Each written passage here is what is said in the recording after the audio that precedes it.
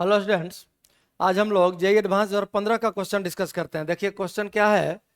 The energy of a system as function of time T is given as E equals A square exponential minus alpha T. देखिए यहाँ energy किसी system का दिया हुआ है E equals A square E to the power minus alpha T, जहाँ alpha का value दिया हुआ है अल्फा इक्वल्स 0.2 पर सेकेंड।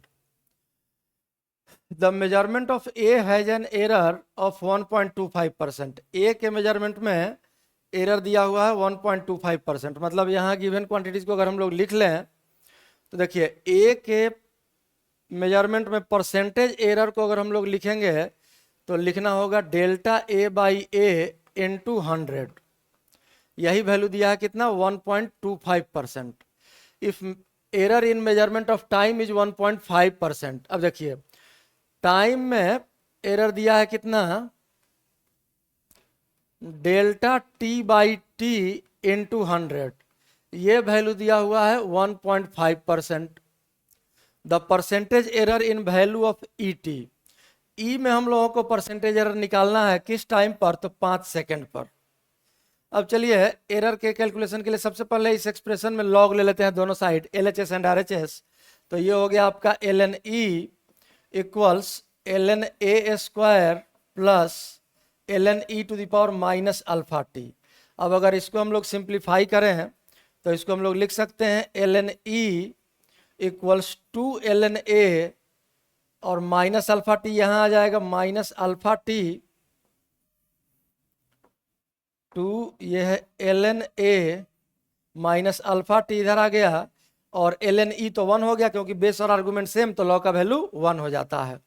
अब ये इक्वेशन आ गया आपका। इस इक्वेशन को हम लोग डिफ्रेंशिएट कर लेते हैं। मान लीजिए टी के रेस्पेक्ट में डिफ्रेंशिएट करते हैं तो देखिए एल एन का differentiation 1 by E L N E है और इनटू टी के रेस्पेक्ट में जब कर रहे हैं तो delta E by delta T आ जाएगा। इसको डी बाई डी टी भी लिख सकते हैं, लेकिन चूंकि एरर हम लोगों को लिखना है इसलिए डेल के फॉर्म में लिख रहे हैं, del E by del T equals to L N A का differentiation 1 by A delta A by delta T, T के रेस्पेक्ट में डिफ्रेंशिएट किए हैं, और माइनस अल्फा और टी का डिफ्रेंशिएशन टी के रेस्पेक्ट में 1 हो गया।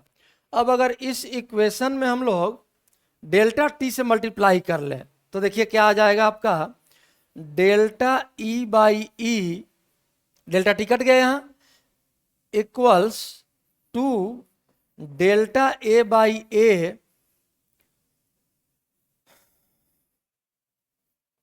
Delta A by A into 2 और डेल्टा ए तो कैंसिल ही हो गया, डेल्टा से मल्टीप्लाई किए हैं, और माइनस अल्फा डेल्टा टी।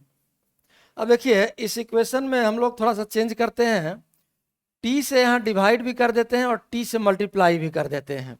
ये अल्फा तो मल्टीप्लिकेशन में है ही, और आप लोग एरर में पढ़े होंगे हम लोग मैक्सिमम एरर का कैलकुलेशन करते हैं। मतलब एरर के कैलकुलेशन में कभी भी न्यूमरेटर में माइनस साइन आ ही नहीं सकता है, क्योंकि हम लोग मैक्सिमम एरर का कैलकुलेशन करते हैं तो इस माइनस को भी क्या बनाना होगा, हम लोगों को प्लस बनाना होगा।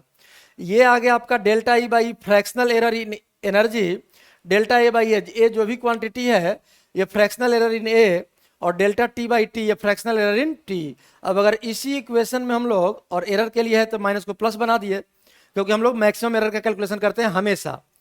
तो अगर 100 से मल्टीप्लाई कर दे इसी इक्वेशन में तो ध्यान से देखिए delta E by E into 100 equals to delta A by A into 100 plus alpha T अलग कर लिए और into delta T by T into 100। अब देखिए ये आपका error in percentage error in time हो गया, ये आपका परसेंटेज एरर इन ए हो गया, और यही आपका परसेंटेज एरर इन ई है। यही वैल्यू हम लोगों को सॉल्व करना है। तो अब यहाँ से परसेंटेज एरर इन ई लिख सकते हैं डायरेक्टली हम लोग, परसेंटेज एरर इन ई, यही वैल्यू है percentage error in E, delta E by E into 100 equals, सबका वैल्यू पुट कीजिए।